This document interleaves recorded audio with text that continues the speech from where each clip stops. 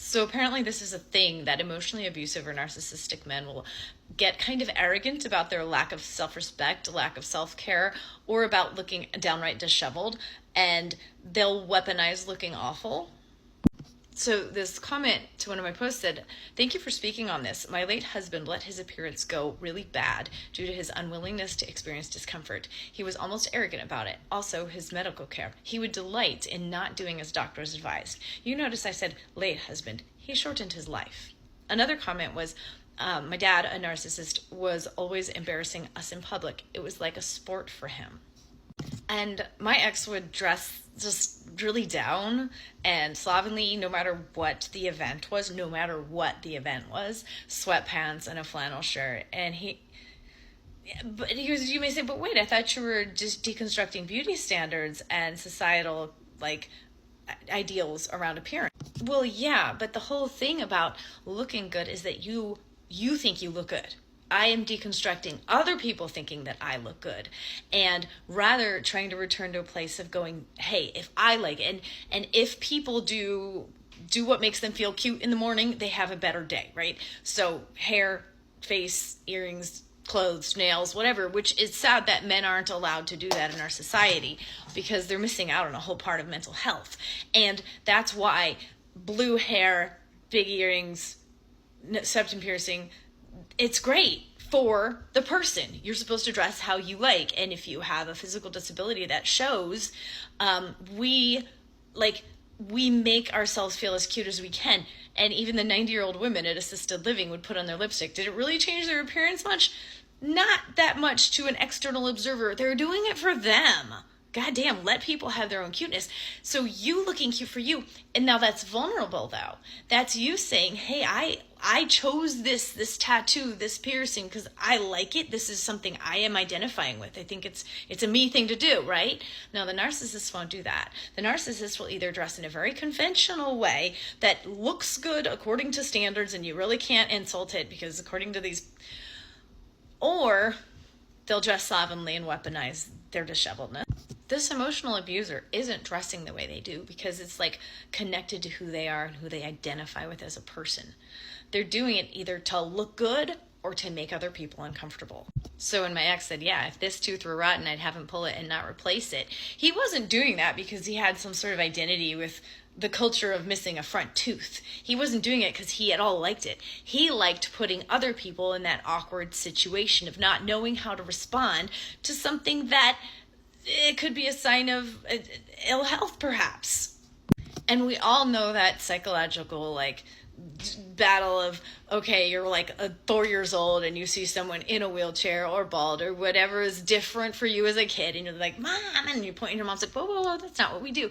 And that begins this socialization toward being respectful of people who have differences from us. But the person that I'm thinking of that was going through cancer treatment and was bald, that's them.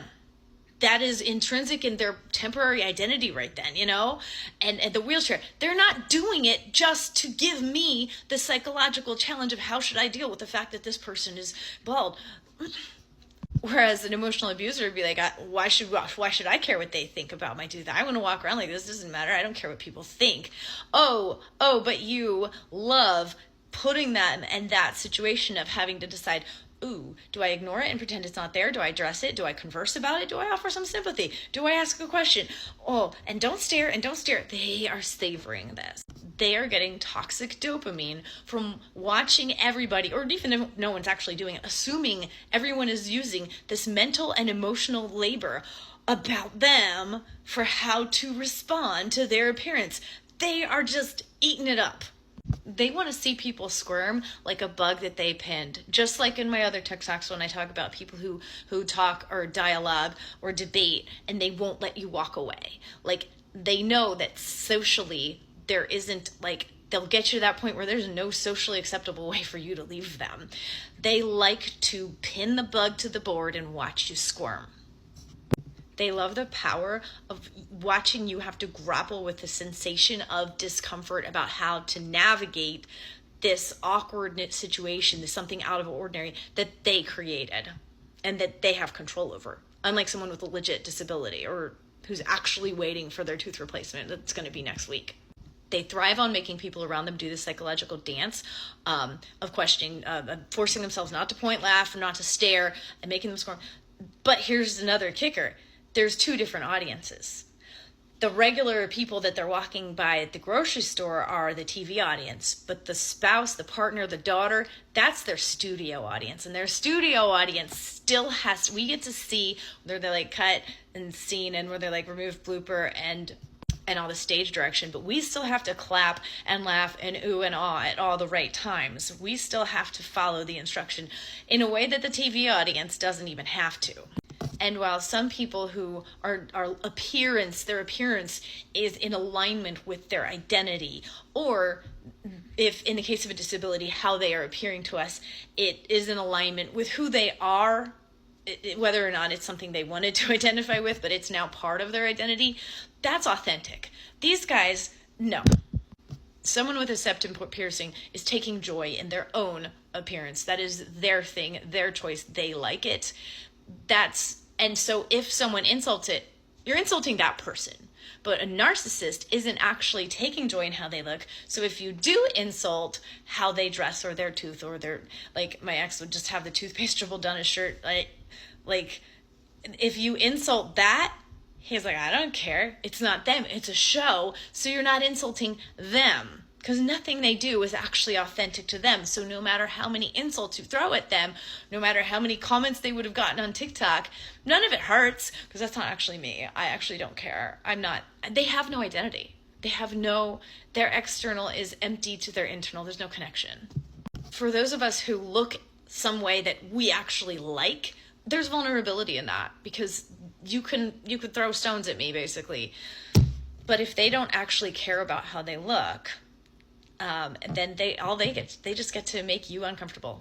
And when people feel uncomfortable about other people's appearances that is authentic or genuine, that's an area of growth. We need to get over it. And I need to not be so uncomfortable when someone else looks like they're going through a cancer treatment. I can get the empathy for that, right? Because it's authentic. But the guy who's just looking disheveled just to get our responses, oh, that is some toxic dopamine. And then they're like, if you care about how I look, that's a you problem. Mm-hmm.